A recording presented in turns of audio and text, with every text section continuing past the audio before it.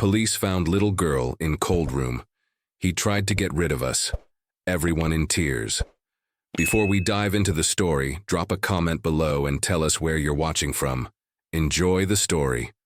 The morning frost etched delicate patterns on every window pane in Willow Creek as police sirens broke the silence, blue and red lights swirling across sleepy houses. In the distance, neighbors watched with curiosity and worry as officers surrounded an old industrial warehouse, the kind of place children were once told to avoid, but never understood why. Inside, after tense minutes that felt like hours, a tiny voice was heard, fragile and determined.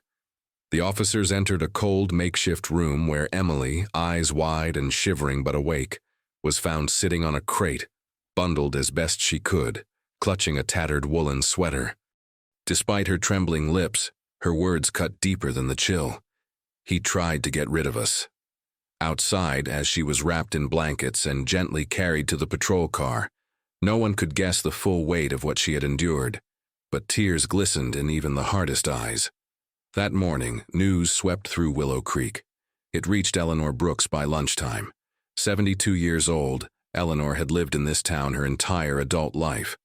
She ran her hand over the wooden armrest of her favorite rocker, listening to the murmur of the television, trying to process the world's cold violence.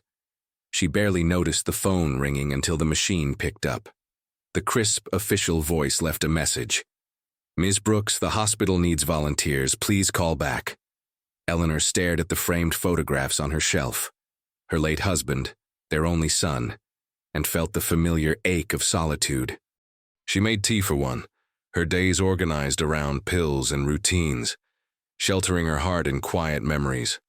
But the news kept replaying, the story of the little girl alone in the icy warehouse, shifting something deep within her. She hesitated, her hand trembling as she dialed the hospital. "Yes, I can help," she said, surprising even herself. The gray clouds hung low as Eleanor arrived for her shift. The waiting room buzzed with anxious whispers, reporters, and various townsfolk speculating. Emily hadn't yet spoken another word since arriving. She stayed buried under several blankets, her gaze drifting to the corner whenever footsteps approached. Social services searched for somewhere safe for her, but the shelter was full, and the nearest center was distant and overburdened. "We're hoping you might help, Mrs. Brooks," the caseworker pleaded. "Temporarily, just until we sort things out." Eleanor's voice cracked. She wasn't sure she could, but she nodded. Emily entered her home without a sound, tiny shoes tracing patterns in the carpet. Eleanor noticed the girl's wary glances, how she flinched from the ticking clock, how she'd pull the blanket up just under her chin even in a warm room. Over the next few days, a careful rhythm formed. Eleanor would offer hot tea, but Emily only reached for plain water. Meals were quiet affairs. Sometimes after the sunset, Emily's sleep was scattered with muffled whimpers, and Eleanor, sleepless in her own bed, recalled nights with her son, times when comfort was just beyond her reach. The house, long accustomed to silence, began to echo softly with life, two people learning one another by small gestures, a softly closed door, a whispered question, a quick glance away. On chilly evenings, Eleanor unfolded her favorite wool blanket and wrapped it gently around Emily's shoulders, telling her how her own mother used to do the same. Slowly, Emily began to whisper back, her words uncertain, but growing roots between them. "Will the cold come back?" she asked one night. "Only as long as we let it," Eleanor replied, her voice assuring both herself and the little girl beside her. Days blended and, little by little, Emily's presence brightened corners of the house untouched for years.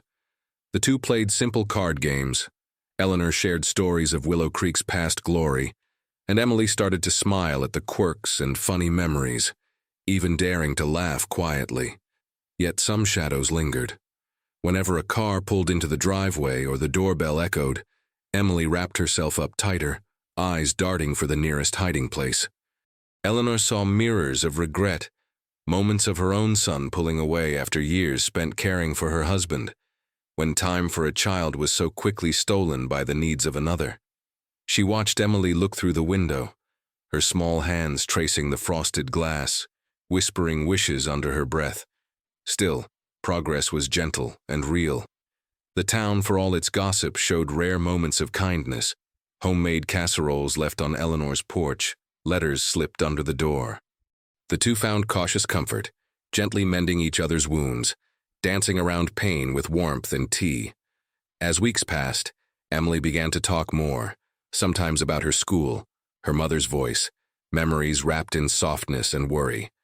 Eleanor listened, always careful, never prying, remembering how questions sometimes close doors instead of opening hearts. But one night, after a sudden nightmare, Emily slipped into Eleanor's room, voice barely a whisper. "Will you stay if I fall asleep?" Eleanor answered without hesitation, brushing the girl's hair back. "Always." The bond between them wove tighter with every shared morning, Emily setting the table and Eleanor teaching her old lullabies. Even in small victories, fears persisted. Emily froze at loud knocks. Eleanor's heart ached as she caught herself calling the girl by her son's name. The outside world pressed in with each visit from the social worker, bringing papers and questions, keeping the future uncertain. News of the hearing traveled quickly. The day before, Emily asked, "Will I have to go back?" Her small hands gripped Eleanor's. "I'm safe here." Eleanor squeezed her fingers gently, pain flickering in her eyes. "I'll do everything I can." The courtroom was filled with faces, familiar, anxious, hopeful. Emily clung close to Eleanor, braving the gaze of officials and strangers alike. The judge called for silence, then asked if anyone had something to say. Eleanor's hands trembled as she stood. Clearing her throat, she began. "Many years ago, I wasn't always present for my family. I was needed everywhere, or so I thought, and I let someone small slip through the cracks. I have lived with that regret every day since. This child," she placed a gentle hand on Emily's shoulder, "is more than a name on a case file. She's laughter rediscovered, trust hard-won. I ask you not just to follow the rules, but to see her life as it is, fragile, precious, needing roots to grow." A hush fell as the judge listened. Tears, silent and genuine, shimmered on faces all around. After a pause, the judge spoke. "Emily will remain here, in the care of someone who has proven more than willing. Her mother will continue her healing, and Emily's home will be where hope has begun." Months turned with the seasons. Emily returned to school, quietly answering questions, making friends who understood gentleness. Eleanor found purpose in days filled with more than just memories. She attended town meetings, baked pies for fundraisers, chatted on park benches. On a bright spring afternoon, Sarah visited. Under supervision, she sat across from Emily, her words halting, but honest. "I'm sorry. I want to find my way back." Emily looked to Eleanor, who nodded, and slowly, the smallest smile broke through. Nothing was perfect or certain, but in that moment, hope felt real, warm, gentle, and possible for everyone in the room. Here in Willow Creek, miracles unfolded quietly, not in grand gestures, but in silent promises kept, and bonds built anew, one day at a time. Spring settled slowly in Willow Creek, painting pink blossoms along Main Street, bringing new life to sleepy sidewalks and old porches. Days moved gently, and with each sunrise, Emily grew more at home in Eleanor's care. Sometimes the girl would skip down the hall, humming a song she'd learned at school, tracing her finger along framed photographs, pausing to ask quiet questions about times before she was born. Eleanor cherished these moments, answering patiently, sometimes inventing small adventures to inspire Emily's imagination. Dinner at the kitchen table was a ceremony. Cloth napkins, Eleanor's signature macaroni casserole, Emily's laughter brightening the corners where shadows once lingered.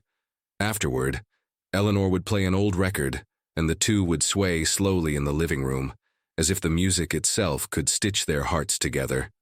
Sarah's visits grew more frequent. Supervised at first, every encounter was tinged with hesitation but carried Hope's cautious optimism. Sarah brought coloring books, hair ribbons, and slowly, words. I used to tell you stories about the moon, Sarah whispered one afternoon, kneeling beside Emily as they colored.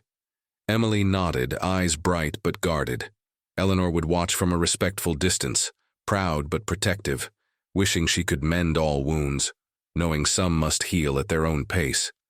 Spring became summer, and with classroom windows flung open, Emily excelled in reading and made a special friend, Abigail. They read beneath the elm by the school playground, whispered secrets, and giggled at inside jokes. Teachers remarked on Emily's resilience, her careful kindness, her growing confidence. At home, Eleanor noticed Emily setting a second place at breakfast or checking that the porch light was on at night, small routines now woven into the rhythm of belonging. Eleanor's own son, Matthew, who lived in a city hours away, called more often. Their conversations warmed from stiff politeness to genuine fondness, and at Thanksgiving, he brought his 2 children for a visit. Emily, shy at first, soon found herself enfolded in their games. Matthew and Eleanor, sitting beside the fire after the children fell asleep, spoke softly. "I missed you, Mom," he said, voice thick with old hurt and new hope. "I missed you too," Eleanor replied, holding his hand, both understanding that forgiveness does not erase the past, but makes the future possible. Snow arrived early that winter. Emily built her first snowman with Abigail, bundled in a new red scarf Eleanor had knitted. At dusk, the 2 girls pressed their faces to the frosty window, marveling as stars pricked the indigo sky. Eleanor told bedtime stories about stars granting wishes. Emily closed her eyes, making one that she whispered only to the night. Days slid softly into place, gentle routines fostering safety. Yet underneath, a gentle tension remained, the subtle knowledge that Sarah, her mother, was working hard to heal, striving to be worthy of a second chance. Each visit she looked stronger, her voice trembled less. She stopped apologizing every other sentence, finding bits of herself she thought she'd lost. The town began to notice too. At the bakery, in line at the small post office, and during church socials, Willow Creek citizens paused to greet Emily with affection and acknowledged Eleanor's renewed vitality. Old friendships rekindled, invitations returned, and both Eleanor and Emily found themselves at the heart of a community that was learning to care for its own, one act of kindness at a time. As the days grew longer, Sarah received word from her counselor that she was ready to apply for more frequent, unsupervised visits. This hope was bittersweet for Eleanor. She saw the light in Sarah's eyes, the longing to reclaim the bond with her daughter. Yet, fear flickered. What if Emily was taken from the only steady home she'd known since that bitter winter? The social worker scheduled a picnic at the park, suggesting it as a gentle setting for mother and daughter to connect naturally, testing the fragile trust that Sarah had been rebuilding for months. On that sun-dappled afternoon, Eleanor spread a gingham cloth over the grass, served lemonade, and watched the 2 sit side by side, laughing at old jokes, painting rocks with bright colors. Emily handed her mother a blue rock with a small heart drawn on it. "This is for you to hold when you miss me," she said. Sarah choked back tears, hugging her daughter tightly. That night, after Sarah returned to her apartment, Eleanor sat with Emily in the porch swing. "Do you want to live with your mom again?" she asked gently. Emily stared at the stars for a long time. "I love Mom, but here I feel safe." Eleanor nodded, stroking Emily's hair. "Whatever happens, you'll always have a home in my heart." The first day of May brought an unexpected letter. The judge would review Emily's case once more, this time considering Sarah's remarkable progress and Emily's wishes. Nerves swept through the house. For nights, neither Eleanor nor Emily slept well. On the morning of the hearing, Abigail arrived early with a note from her own mother. "No matter what, you have a friend," the note read. Emily tucked it into her pocket, finger tracing the words for courage. The courtroom was less intimidating this time. The judge, familiar with their faces by now, listened kindly as Sarah spoke. "I am grateful for second chances. I love my daughter, but I will not uproot her security. I promise to put Emily's needs first, always." Eleanor spoke too, her words gentle but strong. "We are a family now, formed by circumstance and choice. Emily's heart matters most. The judge weighed their words, then made a decision neither expected nor dreaded. A shared guardianship, allowing Emily to live with Eleanor, visit her mother often, and, should Sarah continue her healing, gradually build life as a true mother and daughter again. The arrangement was not perfect, but it was shaped by love, patience, and honesty. Months flowed in peaceful certainty, and Willow Creek's warm seasons felt fuller than before. Emily thrived, learning piano and tackling swim lessons at the town pool, her confidence bright as summer sunshine. Sarah continued her recovery, finding work helping others, sharing her story with gentle courage at community meetings, determined to turn hardship into hope for others. At a winter holiday gathering, the entire town celebrated with cookies, singing, and a special moment where Emily played a simple melody on the old piano, Eleanor and Sarah by her side. As the last notes faded, applause shimmered through the hall. More than just appreciation for music, but gratitude for resilience, for families found and chosen, for new beginnings possible at any stage of life. Eleanor, her heart lighter than in decades, looked out over her loved ones. Matthew, his children, the friends Emily had made, Sarah smiling bravely, and whispered her thanksgiving to the winter sky. That evening, after the feast, Eleanor tucked Emily into bed. "Are you happy?" she asked. Emily hugged a handmade quilt tight and nodded, sleep softening her features. "Yes, I feel safe, I feel loved." The house glowed with quiet contentment. Life was simple, ordinary, beautiful, proof that small miracles arrive softly, that the bonds forged through shared trials grow stronger than broken beginnings. And in Willow Creek, as frost painted the window panes once more, hope endured, blooming silently in the warmth of a home remade by second chances and unconditional care.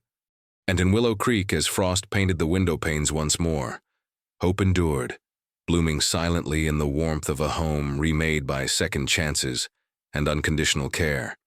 As winter wrapped its gentle hush around the house, Emily watched the world outside from her window seat.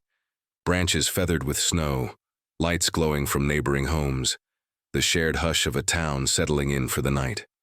Inside, Eleanor's world had grown bright and busy, each day offering small surprises, letters from old friends, calls from Matthew, the scent of fresh-baked bread mingling with laughter that rang down the halls.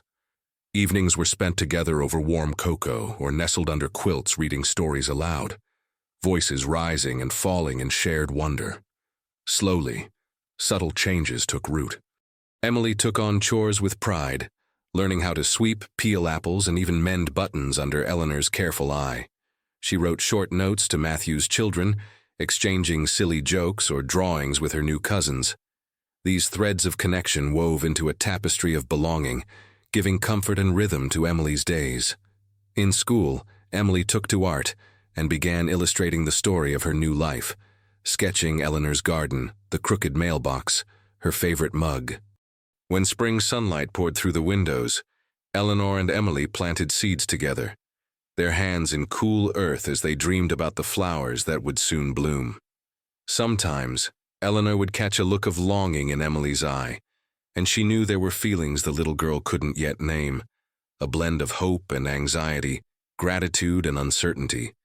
On quiet afternoons, they'd walk by the river, skipping stones and talking about dreams for the future. A puppy, learning to ice skate, a party under the big tree in the yard. As Sarah continued to heal, she grew into her new role with steady support. Work in the library, meetings with her counselor, sharing her story at support group gatherings in the church basement. She and Emily spent weekends together, slowly building trust, laughter rising more easily with each visit. There were setbacks, nervous silences, tears that came without warning, but also small, unmistakable victories, like family breakfasts that ended in song and play. The summer brought a festival to Willow Creek. Booths lined Main Street with games, homemade crafts, and sweet pies for sale. Eleanor volunteered to help run the lemonade stand, and Emily, alongside Abigail, joined the children's art contest. Her painting, A Second Home, showed a bright cottage framed in wild violets, winning first prize and a proud spot in the post office window. That night, as fireworks lit the sky, Eleanor lifted Emily onto her lap, murmuring, "See that? Every burst is a wish for you." Under the sparkle, they felt unbreakable, their bond stronger than ever. Life in Willow Creek was not without shadows. Reminders of the past drifted in sometimes, memories that stung or waves of missing the people they'd lost. But now, sorrow lived alongside happiness, accepted and softened by love that proved itself resilient, day by day. As fall returned, painting leaves in gold and crimson, Emily prepared for a new school year, her backpack filled with carefully sharpened pencils, her heart steady with anticipation rather than fear. Eleanor joined the PTA, made new friends, and found herself drawn back into the life of the town, welcomed as a source of wisdom and quiet strength. Abigail and Emily formed a book club just for the two of them, reading aloud on the old tire swing, leaves falling around them like confetti. Community in Willow Creek flourished, neighbors watching out for each other, lending a hand without being asked, ensuring that no one, no matter how small or weary, fell through the cracks. At Halloween, Emily and Eleanor carved pumpkins together, one with a crooked grin, the other with a star between its eyes. On Thanksgiving, they hosted dinner for Sarah, and even invited Eleanor's neighbor, Mrs. Wilkins, who brought her famous cranberry pie and a pack of stories about the town's mischievous cats. The house glowed with warmth and full bellies, plates scraped clean and faces tired from laughter. Emily made a gratitude tree, each leaf a note of something she cherished. Warm beds, painted rocks, hugs, Mom, Eleanor, Abigail, hope. As the year drew to a close, Willow Creek welcomed the holidays with carols on every street. The church bell rung in Advent and homes sparkled with festive lights. Eleanor and Emily decorated the house together, garlands on the stairs, paper snowflakes in every window, a pine wreath on the front door. The two baked cookies for the whole street, delivering them with hand-drawn cards, each addressed with care. Christmas morning arrived with quietly wrapped gifts, simple and heartfelt. A book Eleanor remembered from her childhood, a sweater hand-knitted in Emily's favorite color, a photograph of the three of them. Finally, a family, framed in silver. Sarah joined for brunch. A sense of peace finally settled between them all. Afterward, the three sat by the fire, watching the snow fall, content to let the day unfold in gentle togetherness. Emily wrote in her new journal, "My family is not what I expected, but it is just what I needed." Winter days grew brighter, filled with play and learning. Emily took skating lessons at the frozen pond as Eleanor watched from the sidelines, heart swelling with pride. Neighbors gathered around with thermoses of cocoa and friendly camaraderie. Sarah, steady in her progress, began volunteering at the hospital, reading to children in need, smiling as she offered comfort, having herself been healed by the grace and patience of another. Eleanor quietly took up painting again. Her canvases brimmed with wildflowers and sunsets, her heart reflecting the gratitude she'd learned from loving Emily. On some evenings, the house echoed with music. Emily at the piano, laughter tumbling from the kitchen as they cooked supper side by side, Eleanor humming the old lullabies that had once soothed her son. In time, Emily's fears faded to echoes, a changed sound, not a burden but a gentle reminder of how far she'd come. She stood taller now, courage blooming in her smile, quick to open the door for friends, eager to raise her hand in class, patient with children who were lonely or afraid. As Eleanor grew older, she felt less like a caretaker and more like a grandmother, her role shifting into comfort and wisdom, her heart busy making space for love she had once believed was lost to time. Their home became a quiet refuge for others, friends seeking advice, stray kittens needing a meal, stories shared over steaming cups of tea late into the evening. And so the seasons cycled softly on, their rituals growing richer.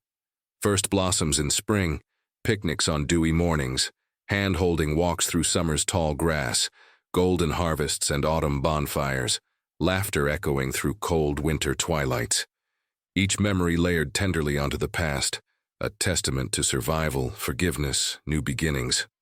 Willow Creek grew closer around Eleanor, Emily, and Sarah, a community remade not by grand gesture, but by repeated kindness, steadfast encouragement, and the hard work of believing in hope even on the coldest days.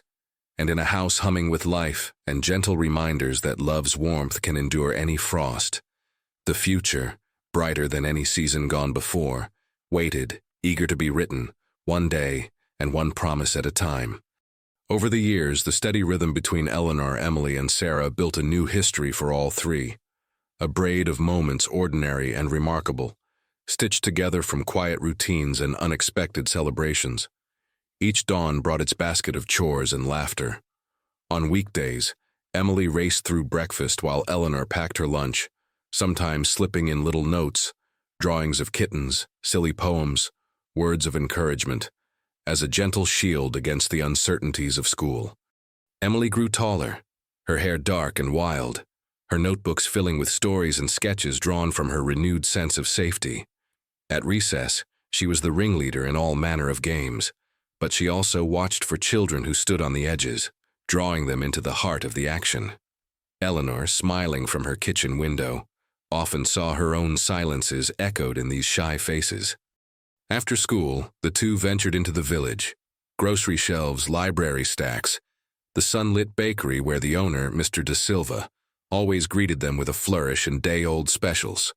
Saturdays were for lessons at the church, piano in the morning, shelves to dust, sometimes collecting canned goods for families needing help. In time, Sarah joined these rituals, sitting beside Emily in the wooden pew, listening as her daughter played a gentle tune at the start of service. She'd whisper thanks to Eleanor for helping her grow into the person she was always meant to be. On Sundays, Eleanor's house bustled with family dinners. Word traveled. Good food and laughter were always on the menu. Sarah arrived early with apple pie, Abigail with a new joke, and sometimes a neighbor with fresh bread or a tray of cookies. Lively voices spilled onto the porch, stories from the week unwinding over second helpings. There was plenty of teasing and gentle advice. "Never let the soup boil too long, or you'll lose the flavor," Eleanor would warn, and Emily would roll her eyes fondly. For holidays, tradition deepened. Each year the tree grew heavier with homemade ornaments, and friends old and new arrived to celebrate. On Halloween, Eleanor's house was famous for caramel apples. Thanksgiving stretched into a weekend of cooking and board games, and every Christmas the living room glowed with lights, laughter, and the hush of shared hope as snow reminded them how every year was a chance for something new. Seasons shifted with their own pageantry. Spring brought picnics by the river. Sarah taught Emily the names of wildflowers, and Eleanor showed her how to plant peas in neat rows. Summer was a whirl of sunlight and green. Days at the park, evenings chasing fireflies. Lemonade stands for the town's fundraiser. Autumn rolled in with bonfires and sweet cider. Stories exchanged beneath blankets as the world outside tilted toward change. Winter always returned, sometimes cold and sharp, but always softened by Eleanor's sweaters and the certainty that love waited inside, patient and unyielding. Time brought trials, too. When sickness swept the town, the family learned to care for each other in new ways. Soup on doorsteps, letters slipped under pillows, evening prayers said together and apart. When a tree limb crashed down during a storm, neighbors came to help clear the yard, and Emily saw how a community could hold together under hardship as surely as it did in celebration. Emily blossomed under this care, her early timidity replaced by steady courage and quiet strength. At 10, she joined the Girl Scouts, collected badges in kindness, courage, and stewardship. She learned to cook, to ride a bike, to argue for herself without fear. She grew into her place in Willow Creek, proud to carry its stories and traditions while dreaming always of places beyond its hills. At 13, Emily faced new changes, school challenges, small betrayals among friends, the sharp edge of growing up. Sarah supported her in learning forgiveness, Eleanor in standing strong, Abigail in the art of making up after a fight. Through each test, love's constancy kept Emily from drifting too far. She wrote her uncertainties into journals, composed songs to comfort herself on the piano, and always came back to the kitchen table, where hard questions were met with honesty, humor, and care. Time did not stand still. Shadow sometimes fell across the household. A lost job here, a rough patch in school, a day when Sarah or Eleanor felt the weight of memory or regret. There were illnesses, minor accidents, losses that bent their hearts but didn't break them. Each hardship became a lesson in leaning together. When Matthew lost his job and moved his family back to Willow Creek, the house swelled with life, laughter and chaos, bedrooms to rearrange, the familiar scent of hope and change. Eleanor delighted in grandchildren filling the yard. Emily welcomed the new siblings with open arms, teaching them the path to the best hiding places, how to whistle through a blade of grass, and who baked the finest cinnamon buns in town. The family grew, unconventional but unmistakable in its affection and support. As years unwound, Emily excelled in school, her love of art and literature nurtured by her blended family.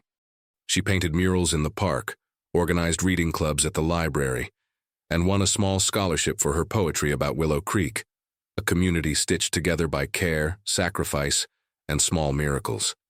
High school brought new adventures, fresh anxieties, and the first flutter of independence.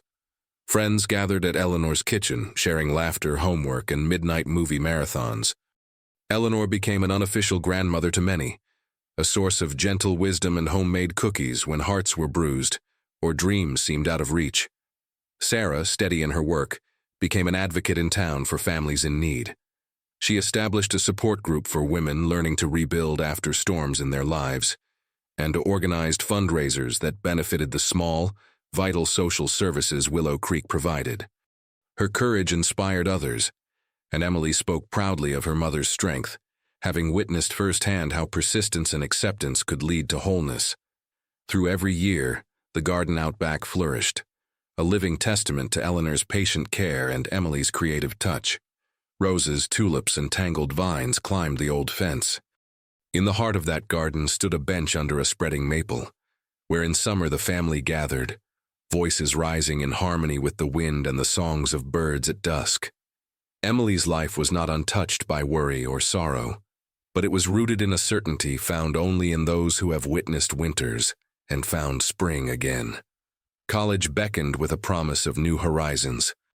Emily left Willow Creek for the city with letters in her suitcase, family recipes tucked among her art supplies, and the memory of Eleanor's steady hugs guiding her. She called often, eager to share the stories of her new adventures, to ask for advice about uncertain professors, to brag about the friends she'd made from a distant country, or to ask for the trick to making Eleanor's famous biscuits when homesickness crept in. Sarah and Eleanor visited on weekends, settling into faded motels and sharing city meals, watching Emily shine as she carved space for herself in the world, always carrying the lessons taught by their years together. Each visit was bittersweet, part sorrow for time's passing, part joy for the ways their family grew in love and pride. Back home, Willow Creek changed too. Neighbors moved and returned. New children grew into the space Emily once filled, each shaped by the warmth and resilience of a place that never forgot its history. Sarah's work expanded. She was invited to speak in other towns, and sometimes brought home guests who needed the assurance of comfort, a meal cooked with love, and the chance to begin again. Eleanor aged gracefully, her hair turning silver, her steps slowing but her spirit undimmed. She kept a journal of lessons learned, stories she wished Emily and the other children would treasure, tales of mistakes, forgiveness, resilience, and the miraculous power of small kindnesses. When she fell ill, the town enveloped her in love. Hot meals, letters, visits, songs. Emily returned home often, her presence a radiant balm, and together they reminisced, feeling not sadness but gratitude for the arc of their journey. On Eleanor's last birthday, all her family and friends gathered in the garden. Emily played a song on the piano, Sarah led a toast, Abigail brought photo albums, and the laughter lasted long into the night. The stories spun, about years gone by, adventures, heartbreak, reconciliation, wove a tapestry as bright and varied as the blooms around them. As stars appeared and the fireflies glowed, Eleanor sat with Emily and Sarah by her side. She spoke softly. "The truest thing I've learned is that love endures, not in grand gestures but in everyday acts, in coming home, in taking care, in beginning again. The three embraced, their hearts full, as the moonlight blessed all the lives and hopes linked together on that summer's eve. One dawn, Eleanor passed away quietly, her hand in Emily's, her face serene. The house, though weighted with grief, did not echo with emptiness. Instead, it pulsed with memory, warmth, and the certainty of lives well loved and complete. Community gathered to mourn and to celebrate.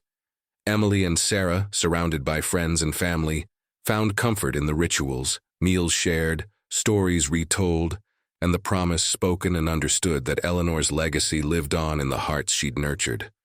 Sarah and Emily rebuilt a life with new traditions, gardening in the mornings, writing letters to Eleanor together, working to keep their home a place of welcome and rest for all those in need. At her core, Emily carried the loving discipline, quiet humor, and steadfast hope that had guided her from that frost-bitten winter to this present, where every room in her heart was lit by the light that had once burned so steadily in Eleanor's. As time passed, friends moved, children grew, and Willow Creek shifted with the seasons. But in the house on Maple Lane, love remained, a never-ending story told by footprints across the kitchen floor, bookmarks tucked lovingly into favorite novels, and the laughter that still spilled from windows open to spring breezes and summer rain. Emily, now a young woman, traveled far and wide, painting murals in other towns, sharing her story and Eleanor's in speeches designed to inspire hope in children and families who struggled. She spoke always of the saving power of kindness, the strength found in simple rituals, and the beauty of building a home together, one day, one promise at a time. Sarah, growing into her elder years, found fulfillment in her continued work with the town's aid programs and her enduring role as Emily's mother, proud of her daughter's courage, creativity, and wisdom. Guests continued to cross their threshold, each greeted with warmth and the assurance that, here, every story had value, every trial could be met with grace, and every hurt could be gently tended until it blossomed into something resilient and new. Years turned, and in time, Emily married and adopted a child of her own, bringing new laughter and hope into the house. The cycle of care and renewal continued. First steps across the old wooden floor, morning cuddles under Eleanor's quilt, lessons in patience and trust passed down like cherished heirlooms. The story of Willow Creek, Eleanor, Emily, and Sarah became legend. Children wondered about the kindness that lingered at the edge of the playground. Adults stopped to remember where strength came from, and neighbors kept alive the rituals, canning peaches, carving pumpkins, singing impromptu carols, and always opening their hearts to anyone in need. In quiet moments, Emily would sit with her child under the spreading maple, telling once more the tale of a girl found in a cold room, a woman wrestling with regret, and the gentle miracle of being chosen, held, and loved. And as the sun drifted down behind the houses of Willow Creek, hope, brighter and deeper with each passing year, remained, a living thread unbroken by distance, time, or sorrow, steadfast in the promise that, for every ending, there was always a new beginning, blooming quietly in the warmth of home. And as the sun drifted down behind the houses of Willow Creek, hope, brighter and deeper with each passing year, remained, a living thread unbroken by distance, time, or sorrow, steadfast in the promise that, for every ending, there was always a new beginning, blooming quietly in the warmth of home. Emily's daughter, whom they named Grace in honor of the second chances that had shaped their family, grew up surrounded by stories of resilience and redemption. She learned early that family was not defined by blood alone, but by the commitment to show up, to listen, to hold space for one another's pain and joy alike. Grace attended the same elementary school Emily had, walking the same halls where her mother had once learned to trust again. She played beneath the same elm tree, skipped rope on the same playground, and heard the same church bells marking time on Sunday mornings. But her experience was different. She knew safety from the start, never questioned whether love would remain, never wondered if tomorrow would bring warmth or cold. Sarah, now a grandmother, delighted in teaching Grace the wildflower names she had once shared with Emily, their voices rising together in the garden as they identified violet, clover, and Queen Anne's lace. On rainy afternoons, they baked bread, Sarah's hands guiding Grace's smaller ones as they kneaded dough. The kitchen filled with yeast and warmth and the stories that connected 3 generations of women who had learned to survive and thrive. The house itself seemed to breathe with memory. Every corner held echoes.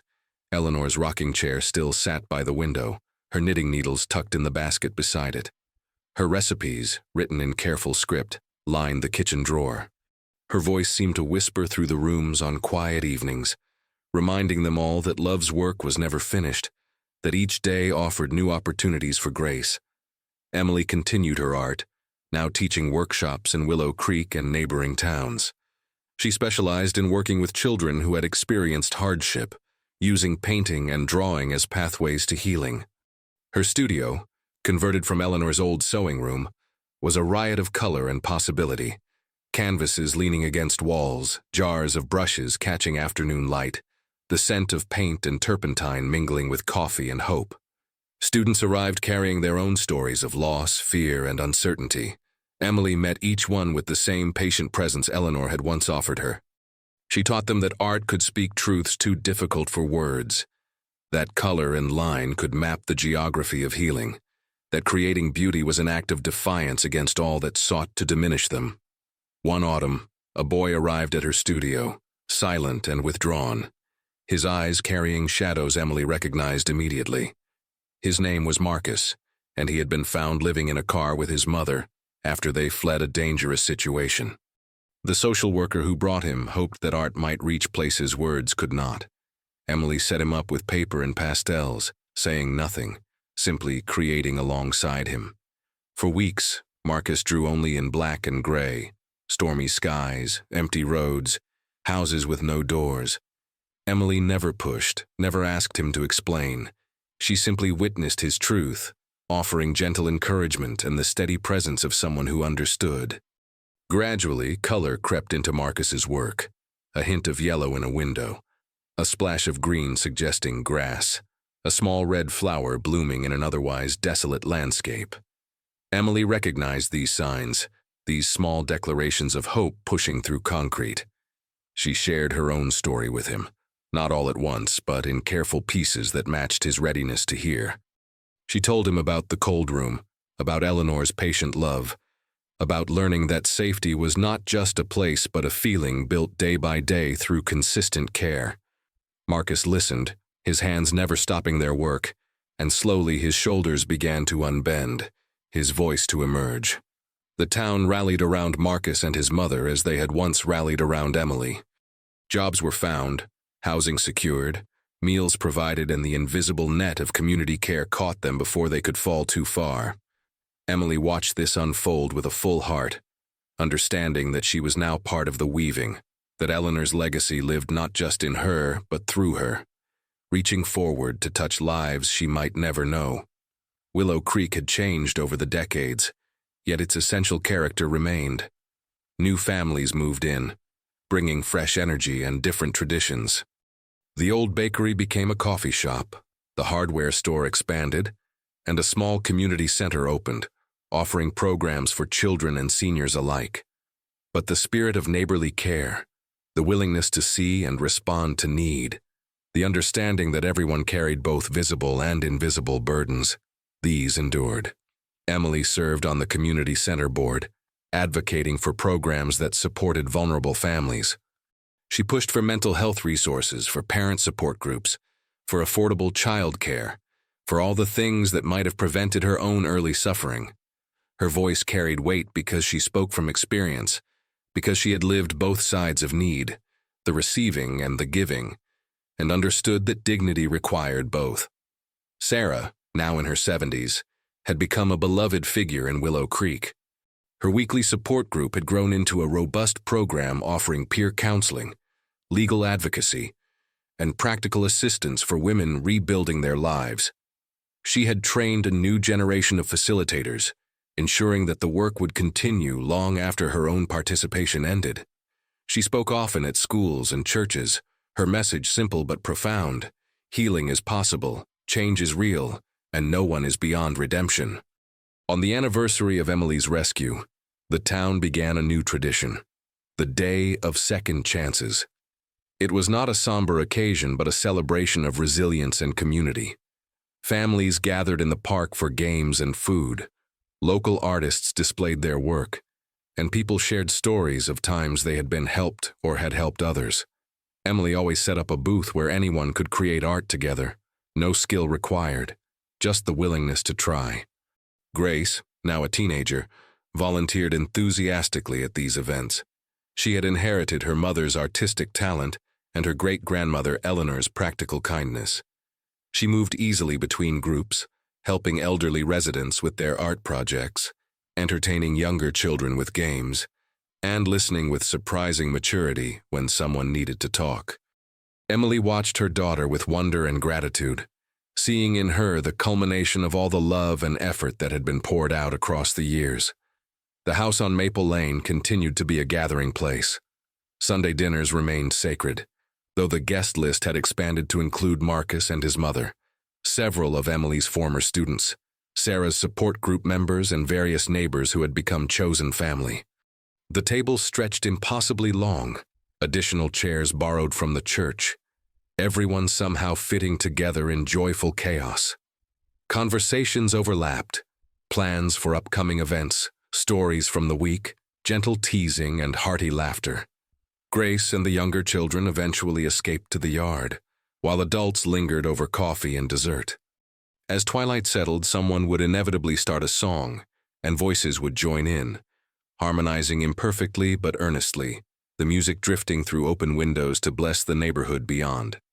Matthew, Eleanor's son and Emily's uncle, had become a steady presence in these gatherings.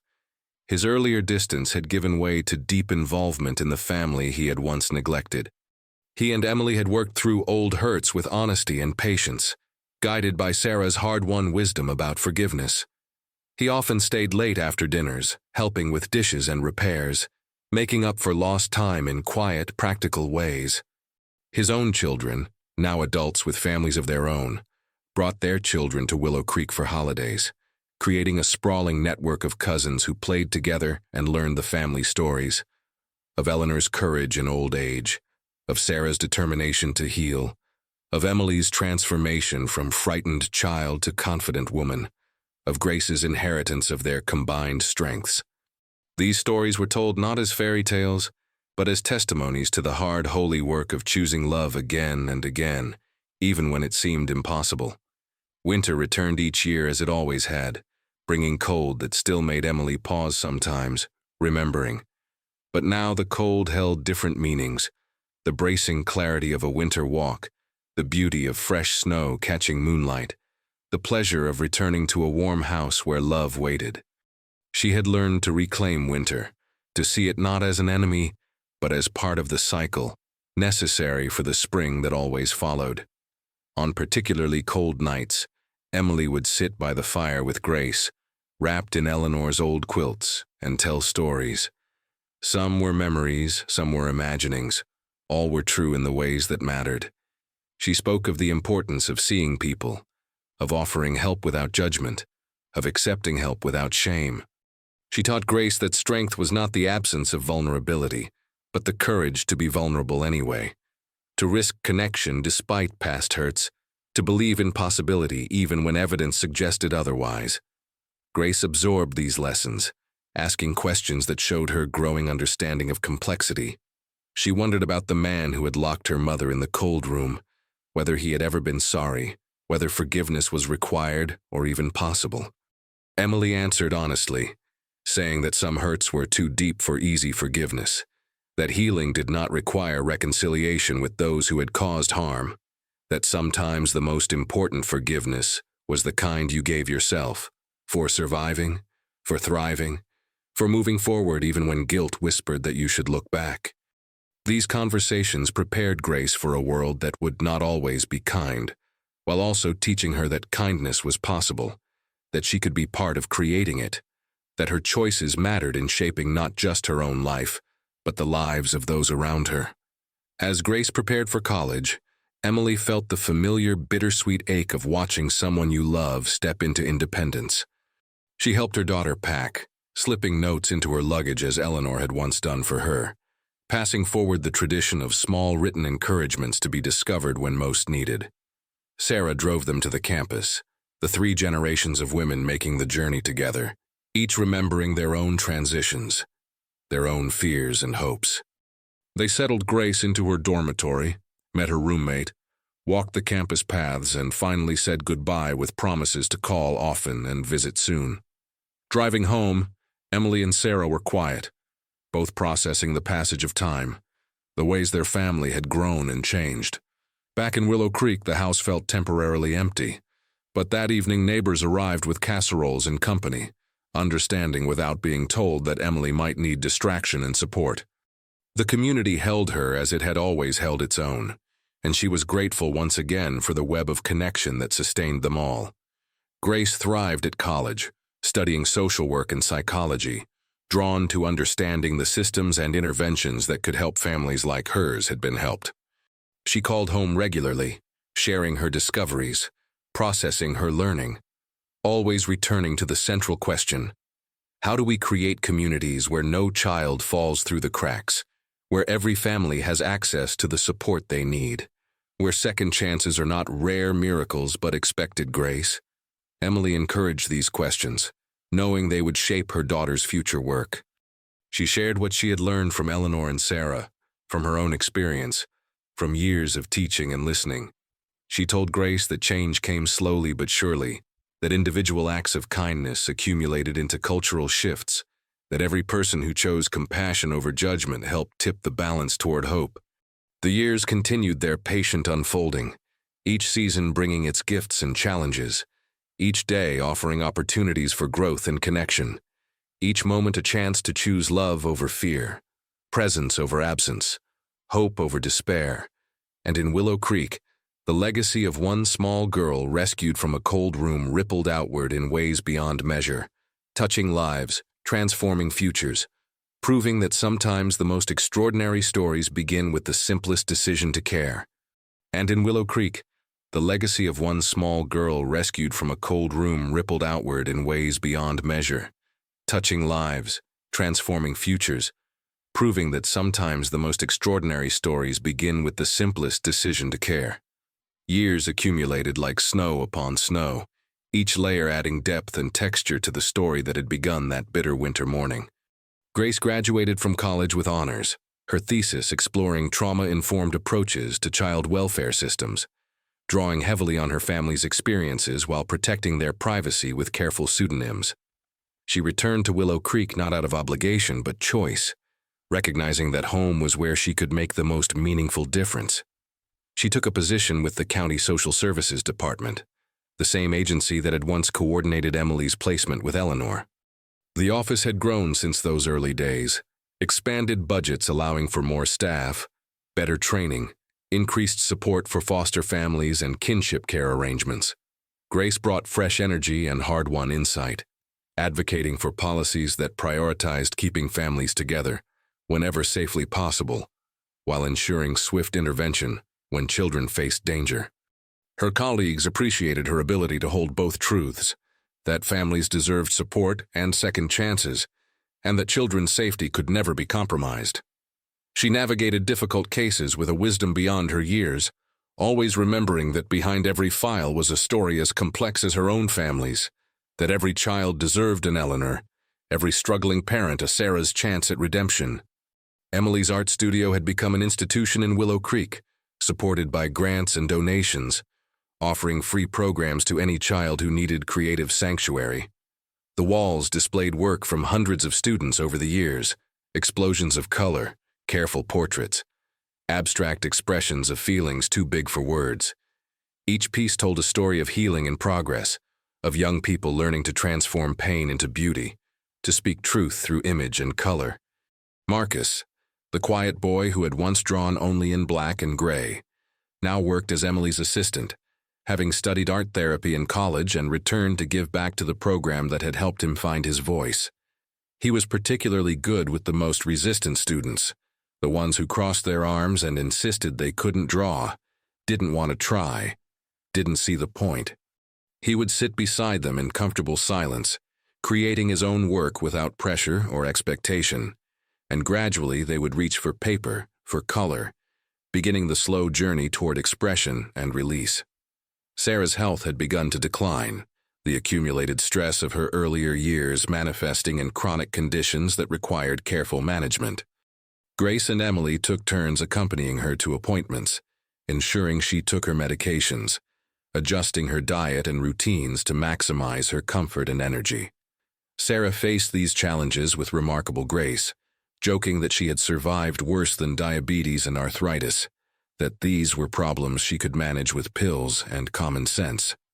But privately, she worried about becoming a burden, about taking more than she could give. Emily reassured her repeatedly that care flowed both ways in families, that Sarah had given her life itself, and whatever help she needed now was small repayment for that gift. They established new routines, Sarah moving into the downstairs bedroom to avoid stairs, installing grab bars in the bathroom, arranging for home health visits when needed. The house adapted once again, its rooms rearranging to accommodate changing needs, proving flexible and welcoming as it had always been. On good days, Sarah still volunteered at the community center, leading support groups from her wheelchair when walking became too difficult, her voice still strong even as her body weakened. She had become a matriarch of sorts, the one women turned to when they needed honest encouragement, tough love, or simply someone who understood what it meant to rebuild a life from ruins. Her legacy was written in the lives of countless women who had found their way through her programs, who had learned that their past did not define their future, that change was possible with support and determination. The town celebrated Sarah's 75th birthday with a party at the community center, the room packed with people whose lives she had touched. Testimonials flowed, women describing how Sarah's support group had given them courage to leave dangerous situations, to pursue education, to believe in themselves again. Social workers credited her advocacy with improving services throughout the county. Emily and Grace stood beside her, beaming with pride, as the mayor proclaimed it Sarah Brooks Day in Willow Creek, a permanent honor recognizing her decades of service. Sarah wept openly, overwhelmed by the outpouring of love, whispering to Emily that she had never imagined her life could matter so much, could touch so many. Emily squeezed her hand, reminding her that every life mattered, that her willingness to transform suffering into service had created ripples that would continue long after all of them were gone. As seasons continued their eternal rotation, the house on Maple Lane witnessed more passages. Grace fell in love with another social worker, a man named David whose gentle strength reminded Emily of how she imagined Eleanor's husband must have been. They married in the garden, under the spreading maple where 3 generations of women had shared their deepest conversations, surrounded by neighbors and friends whose lives had intersected with this family's ongoing story. Grace's wedding dress had been Sarah's, carefully preserved and altered to fit, a tangible connection between mother and daughter that brought tears to every eye. Emily walked Grace down the aisle, Sarah watching from her wheelchair in the front row, and the ceremony celebrated not just the union of 2 people, but the victory of love over every force that had once threatened to destroy them. Within a few years, Grace and David welcomed twins, a boy and a girl they named Elliot and Elena, honoring Eleanor's memory while creating their own identity. The house erupted with new chaos and joy, diapers and sleepless nights, first words and tentative steps. Sarah delighted in being a great-grandmother, holding the babies with practiced ease, singing the same lullabies she had once sung to Emily, her voice cracking but determined. Emily documented everything with her camera and sketchbooks, creating a visual record of these ordinary miracles. Flour-dusted children helping bake cookies, impromptu dance parties in the kitchen, story time beneath the maple tree, winter evenings around the fireplace. These images joined the archives of family memory, proof that love persisted, that joy was possible, that even the coldest beginnings could lead to the warmest endings. Marcus married too, bringing his wife into the extended family network that had grown to encompass dozens of people, connected not by blood, but by choice and shared experience. Their wedding reception was held in Emily's studio, artwork creating a colorful backdrop for celebration. tables laden with dishes from a dozen cultural traditions, reflecting Willow Creek's increasing diversity. The town itself continued evolving. New businesses opening on Main Street, young families moving in attracted by good schools and tight-knit community. The old and new blending in mostly harmonious ways. The community center expanded again, adding mental health services, job training programs, legal aid clinics, all the supports that might prevent future families from falling through the cracks as Emily's family once had. Grace served on multiple boards, her voice influential in shaping policies and priorities, always pushing for approaches that recognized families' inherent strengths while providing whatever scaffolding they needed to succeed. She had learned from Eleanor that transformation happened through consistent small acts more than dramatic interventions, that showing up mattered more than grand gestures, that the work of building beloved community required patience, humility, and stubborn hope. On the 20th anniversary of Emily's rescue, the local newspaper ran a feature story, exploring how one incident had catalyzed lasting change in Willow Creek's approach to child welfare and community support. The reporter interviewed dozens of people, police officers who had responded that morning, social workers who had coordinated services, neighbors who had rallied around the family, and the countless individuals whose lives had been touched by Eleanor's example, Sarah's advocacy, and Emily's art. Emily cooperated with the project reluctantly, uncomfortable with attention, preferring to let the work speak for itself. But she recognized that sharing her story might help others, might encourage communities everywhere to look more carefully at their vulnerable members, to build stronger safety nets, to believe in the possibility of redemption and renewal. The article went viral, picked up by national media, and suddenly Emily's phone rang with interview requests, invitations to speak at conferences, opportunities to expand her work beyond Willow Creek. She accepted some offers, traveling to other towns to consult on art therapy programs, to train social workers in trauma-informed practices, to share her family's story as testimony to what was possible when communities chose to care. But she always returned home to Willow Creek, to the house on Maple Lane where her truest work continued, teaching children to find their voices, supporting Grace and David with the twins, caring for Sarah, tending the garden where Eleanor's spirit seemed to linger in the roses, and remembering. The garden had become a memorial of sorts, new plantings added to mark significant moments, a Japanese maple for Eleanor, a climbing rose called Sarah's Hope, a perennial bed designed by Grace, a vegetable patch tended by the twins. Marcus installed a bench carved with Eleanor's favorite saying about love enduring, and the family gathered there for important conversations, celebrations, and quiet moments of remembrance. Time moved forward inexorably, and eventually Sarah's health declined beyond what home care could manage. The decision to move her to hospice care was agonizing but necessary, made with Sarah's full participation and agreement. She spent her final weeks surrounded by love, Emily and Grace taking turns staying overnight, David bringing the twins to visit, Marcus reading aloud from her favorite books, and a constant stream of women whose lives she had changed, coming to say thank you and goodbye. Sarah died peacefully on a spring morning, sunlight streaming through the window, holding Emily's hand and watching Grace rock the sleeping twins. Her last words a whispered, "I'm so proud of all of you." Her memorial service filled the church beyond capacity, overflowing into the yard where speakers carried her story to those who couldn't fit inside, the entire town coming together to honor a woman who had transformed private pain into public service, who had proven that healing was possible, and that one life fully lived in service to others could change the world. A new chapter in Willow Creek's story began with the passing of seasons and the gentle unfolding of time. Grace balanced her career in social services with the joys and sometimes the chaos of raising twins in a house that had already seen generations of growth. Elliot was the curious, tinkering type, always taking apart household gadgets and asking relentless questions about how things worked. Elena, by contrast, possessed a budding artist soul, much like her mother and grandmother before her. She covered notebooks and scraps with doodles and watercolors, often forcing the family to pause and admire her latest masterpiece taped to the fridge or strung up in her bedroom window. The extended family, now a swirling constellation of cousins, honorary aunts, and close neighbors, gathered at every turn for birthdays, graduations, or simply for the pleasure of shared company. Emily served as matronly host, ensuring that even as her hair grew streaked with silver, her laughter remained the fulcrum of every gathering in the home on Maple Lane. Newcomers to Willow Creek learned quickly that the kitchen table at Emily's was an unofficial town forum.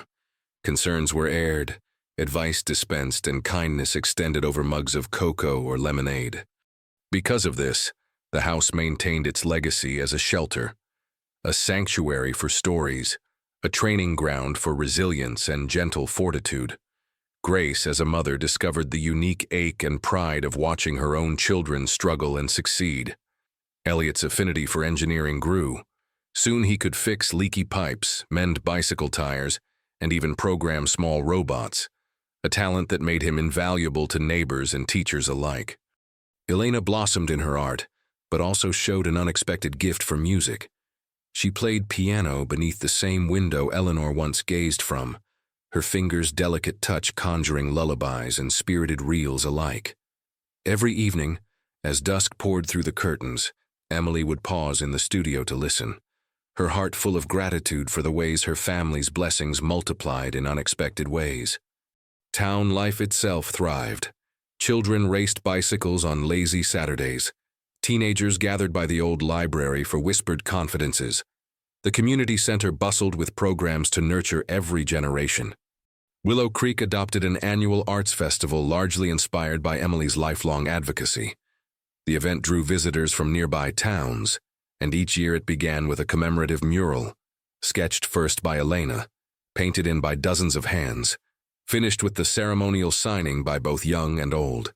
The town's sense of togetherness never lost its edge of realism. Disputes arose, losses came, sometimes disaster struck. But each test was met by the same rolling up of sleeves, the sharing of burdens, the recognition that empathy and effort together could mend what, alone, would break. When an unexpectedly harsh winter blanketed Willow Creek in ice, neighbors checked on one another nightly. Children ferried soup to elders in the storm's wake, and the church organized a blanket drive. In those long, cold evenings, Emily told her grandchildren the story of the first night she spent in Eleanor's house, how the trembling had ebbed in the presence of steadfast love, how safety had grown not from the absence of hardship, but from the certainty that someone would come for her, would stay, would keep the light on. That lesson, passed down, person to person, became the unwritten law of the whole community. Sarah's legacy was honored with the creation of the Brooks Fund, a community-supported resource for families in crisis. It paid for therapy, travel, food, whatever was necessary to keep families afloat in hard times. Grace served on the board, coaching team members to spot signs of silent suffering, ensuring no child in Willow Creek need ever fear being overlooked or forgotten. Marcus launched his own initiative through the Art Center, a mentorship program pairing at-risk youth with artists and tradespeople. The program flourished, habitually turning lives on the edge of despair in more hopeful directions. He and his wife chose not to have children but found profound fulfillment in nurturing creativity and possibility in others. As the twins grew, both Elliot and Elena found their own ways to contribute. Elliot joined a regional science competition and won a scholarship, using his winnings to build a community greenhouse with help from family and classmates. Elena sold her first painting at the festival and donated half the proceeds to the Brooks Fund, feeling, as she put it, like it mattered, like I could help too. Emily, reflecting late at night on her porch, sometimes marveled at these ripples, how a life so fractured early on rose to embrace and sustain so many others. She wrote a memoir, not to seek acclaim, but to leave a clear trail for others, part how-to manual, part confession, full of practical wisdom learned in kitchens, gardens, and sunlit corners of her home.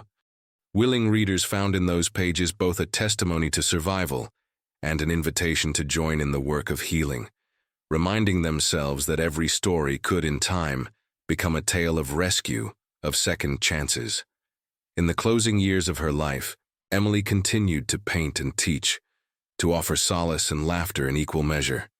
She remained the one people called in times of crisis and celebration alike. Her eldest granddaughter, Elena, prepared to attend art school in the city. Her departure bittersweet but buoyed by all the support and encouragement the family and town could muster. Elliot, meanwhile, interned at a local engineering firm and dreamed of starting a company that would combine sustainability and technology, a mission born in the garden he first tended as a child. The rhythms that defined Willow Creek, the festivals, the gatherings, the quiet work of reaching for one another, persisted, undiminished by time or change.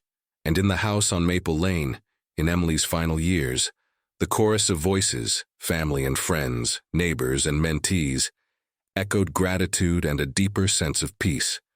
She had taken the coldest of starts and, with her family, turned it into the warmest of legacies, an inheritance of hope, endurance, and abiding love for all those who would come after.